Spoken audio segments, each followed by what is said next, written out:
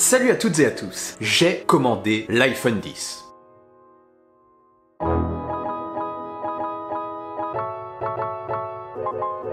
À l'ouverture des précommandes, ce vendredi matin, à 9h01, j'étais là. J'attendais tel un Apple addict avec ma tante dans le salon, connectée en 4G avec de la nourriture au cas où. Prêt à cliquer frénétiquement sur le bouton ajouter au panier, puis acheter. La sueur dégoulinant sur mon front, j'ai finalement constaté que j'avais réussi. Bon, j'exagère, ça s'est pas du tout passé comme ça. Je me suis levé, j'ai attendu 9h01 et je l'ai commandé. Dit comme ça, c'est un petit peu moins spectaculaire, c'est sûr. Mais bon, quoi qu'il en soit, j'ai commandé l'iPhone X. Cependant, les stocks sont apparemment très limités. Mais bon, techniquement, j'ai été suffisamment rapide et je devrais bien le recevoir le 3 novembre. Bon, petit rappel vite fait des nouveautés de cet iPhone X. Avec un prix salé allant de 1159 € pour le modèle 64Go à 1329 € pour le modèle 256Go, l'iPhone X est vendu en argent et en gris sidéral, en blanc et en gris foncé quoi. Il possède un écran OLED qui couvre presque la totalité de sa surface avant, sauf une encoche qui renferme des capteurs de reconnaissance faciale très performants qui sont censés remplacer le Touch ID, le lecteur d'empreintes d'Apple. Il possède également un dos en verre pour la recharge sans fil et un double capteur photo comprenant un grand angle et un téléobjectif, les deux stabilisés. Et voilà en gros les nouveautés.